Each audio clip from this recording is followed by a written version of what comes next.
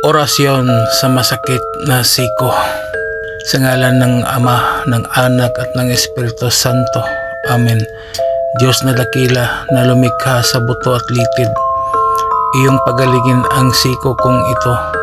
Sa bawat ugat at kasukasuan, ipadama mo ang iyong kapangyarihang nagpapagaling.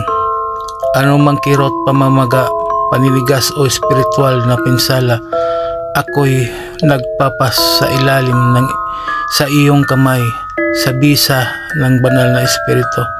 Sa kapangyarihan ng dugo ni Kristo, ipanumbalik mo ang lakas ng aking bisig.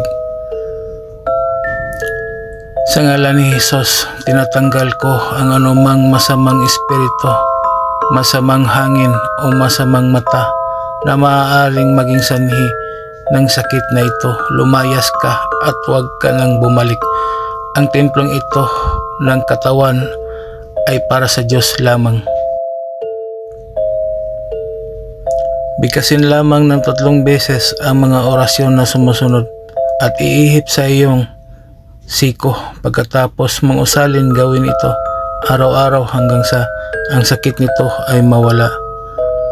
Sator aripo tinit opera rotas nonc mia bertoti te sanabo, nonc mia bertoti te sanabo, nonc mia bertoti te sanabo. Amen.